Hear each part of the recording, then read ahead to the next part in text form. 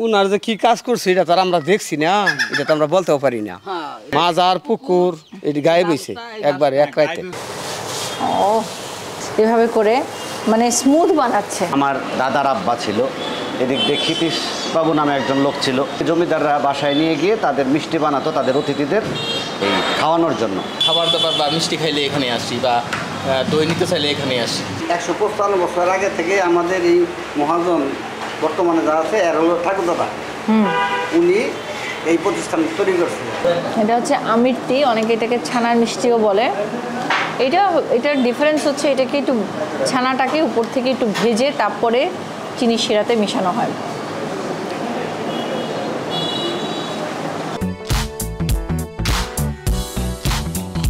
Hello guys, আসসালামু আলাইকুম। এই মুহূর্তে আমি দাঁড়িয়ে আছি শেরপুরে নিউ মার্কেট মোড়ে, যেখানে খুবই সুপরিচিত একটি মিষ্টান্ন ভাণ্ডার আছে, অনুরাধা মিষ্টান্ন ভাণ্ডার। এখানে মিষ্টি তৈরি হচ্ছে প্রায় 200 বছর আগে থেকে। তো চলেন দেরি না করে দেখে আসি 200 বছর পুরাতন সেই মিষ্টির মানটা এখনও তারা ধরে রাখতে পেরেছে কিনা, কিভাবে তৈরি করছে, আর এই মিষ্টির জনপ্রিয়তা কেমন আছে।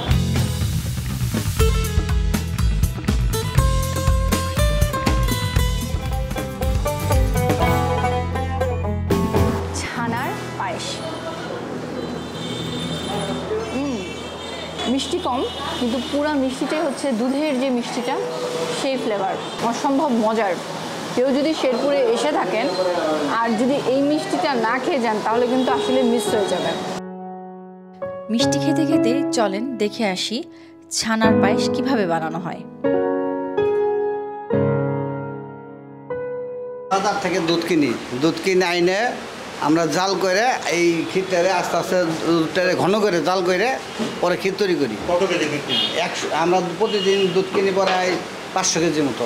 500 কেজি দুধ কিনি? হ্যাঁ। 500 দুধ দিয়ে কয় কেজি বানান? 500 কেজি মানে আমরা ক্ষীরের জন্য 100 কেজি দিই। আচ্ছা, 100 কেজি ক্ষীরও দেয় আর 100 কেজি ক্ষীরের জন্য গুটি কাটি, ছানা পায়েসের গুটির জন্য। কিভাবে কি করলেন এখানে আপনারা? এটা মালাই গাড়ির উপরে ভাই ক্ষীরটা আর ঘন করে, মানে এটা ঘন করে আবার ওটার ভিতরে ঢেলে দিচ্ছে। মালাই গাড়ি কাটলে তো হয় না, ওর উপরে একটা ক্রিম দেওয়া হয়। এখানে কতটুকু আছে? 6 কেজি আছে। 6 কেজি। এত সফট।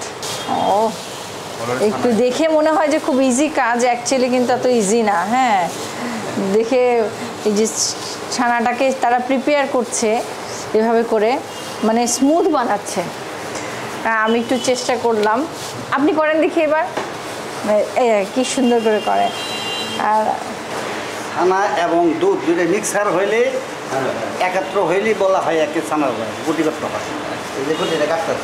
ওনারা লম্বা লম্বা করে আগে সাইজ করছে, তারপর এটাকে মেবি পিস পিস করবে, তাই না? এবার হচ্ছে কাটার পালা। বাহ, সুন্দর সুন্দর ছোট ছোট পিস। আমার তো দেখে মনে হচ্ছে এখন একটু করে খেয়ে নিই। এখানে কিন্তু কিচ্ছু নেই, শুধু ছানা এবং দুধের ছানার যে টেস্টটা ওটা আছে। নামমাত্র পরিমাণে একটুখানি ওনারা ময়দা ইউজ করেছে, বলেইছে এটা যে 6 কেজিতে 100 গ্রাম পরিমাণ ময়দা ইউজ হয়েছে, যেটা মুখে দিয়ে বোঝার উপায় না। এখানে যে শুধু ছানার পায়েসই তৈরি হয় এমনটা কিন্তু নয়, এখানে আরও অনেক ধরনের মিষ্টি তৈরি হয়। চমচম হয়, গুলো হয়, মালাই চপ হয়, মালাই গাড়ি হয়, পঞ্চুলা হয়, কখন থেকে আপনারা কাজ মন্ডা শুরু করেন? মন্ডা হয়, মানে সকাল থেকে আমরা 9টা থেকে শুরু করি। এই মিষ্টিটা মালাই চপের মিষ্টি। আচ্ছা, কি করলেন? যেটা হলো মালাই চপ, হ্যাঁ। এই থেকে চিপা তুলে বক্সে দিতে হয়।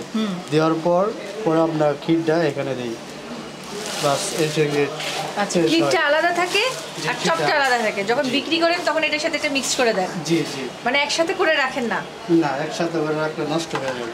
এই হচ্ছে রহস্য, কেন মিষ্টির দোকানে এই মালাই চপগুলো নষ্ট হয়ে যায় না। আমি এতদিন জানতাম না, আমি আজকে ফার্স্ট জানলাম যে চপগুলো সবসময় তারা আলাদা প্রিপেয়ার করে রাখে আর মালাইচা আলাদা থাকে।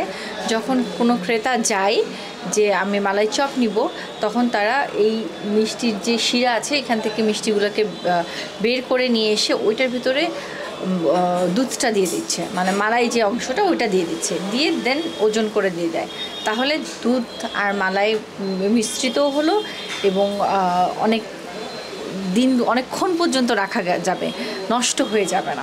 মিষ্টি তৈরি হতে থাক, সেদিকে চলেন আমরা জেনে আসি এই যে শেরপুরে বসে আছি, এই শেরপুরের নামকরণটা কিভাবে হলো।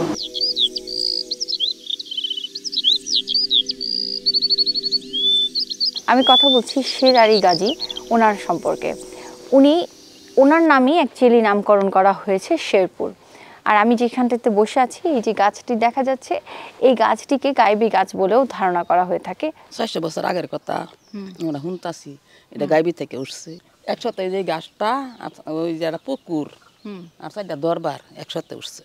আচ্ছা, একদিনের এক রাতে উঠছে। এগুলো তো মানুষ তৈরি করছে না, গাইবি থেকে। উনার সম্বন্ধে মনে করি এটা আমরা তো আর দেখছি না, গাইজের কথা না, তো বহুদিন আগে হয়েছে। গাইবি যে হয়েছে এটাই কথা। ফাল্গুন মাসের পহেলা উরস হয়, এটাই আর কি হইতেছে। কোথায় কোথায় কোন কোন জায়গা থেকে লোকজন আসে? ব্যাগ জাগারি লোক সারা বাংলাদেশের। আগে এই মাজারটি টিনে ঘেরা ছিল, কিছুদিন আগে এই মাজারটিকে হচ্ছে ইট দিয়ে তৈরি করা হয়েছে যাতে এটা স্থায়িত্ব বাড়ে। এবং কেউ যদি আসতে চান আসতে পারেন শেরপুর সদর থেকে, এটা জাস্ট 10 কিলোমিটার দূরে।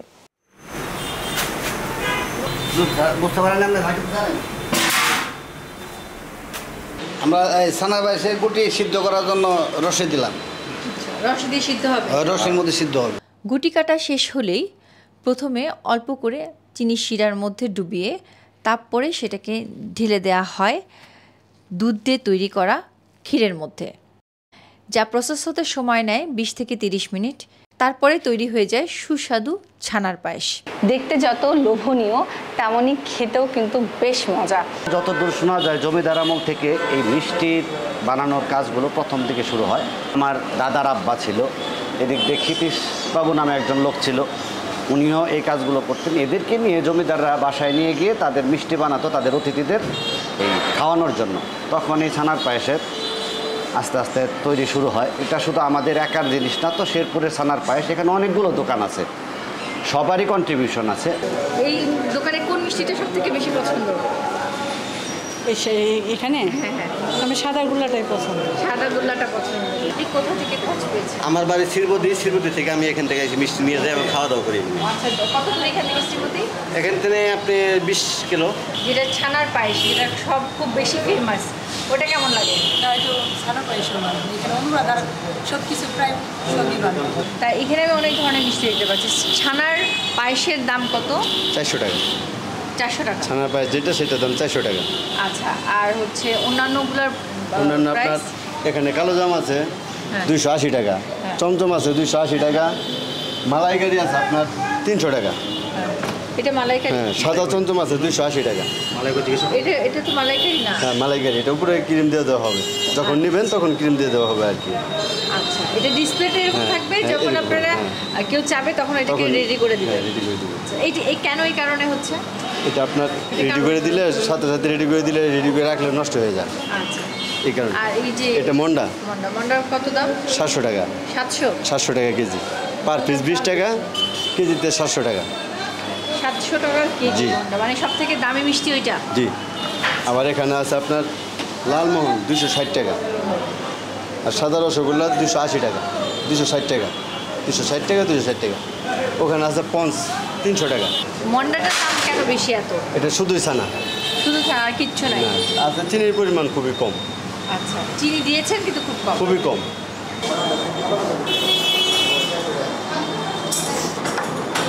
এত মিষ্টি যেখানে আছে সেখানে না খেয়ে পারা যায় বলেন? আমার কিন্তু অলরেডি অনেকগুলো মিষ্টি ট্রাই করা হয়ে গেছে।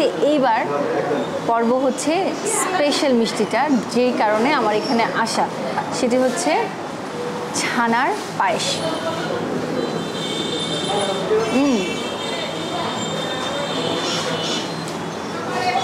মিষ্টি কম, কিন্তু পুরা মিষ্টিটাই হচ্ছে দুধের যে মিষ্টিটা, সেই ফ্লেভার, অসম্ভব মজার। কেউ যদি শেরপুরে এসে থাকেন আর যদি এই মিষ্টিটা না খেয়ে যান তাহলে কিন্তু আসলে মিস হয়ে যাবে। তো যারাই শেরপুরে বেড়াতে আসবেন, আমার রিকমেন্ডেশন থাকবে একবার হলেও এই মিষ্টিটা টেস্ট করে যাবেন। আমি মিষ্টি খেতে থাকি আর আপনারা দেখে আসছেন আমার পিঁপড়ার ডিমের যে ভিডিওটা করেছি সেটা, যদি এখন পর্যন্ত না দেখে থাকেন, আর যদি দেখে থাকেন তবে প্লিজ একটা লাইক আর সাবস্ক্রাইব কিন্তু করে দিতে ভুলবেন না। তো আমার ভিডিওটা দেখতে থাকেন, টিল দেন অন্য কোনো ভিডিও নিয়ে আসা পর্যন্ত বাই বাই।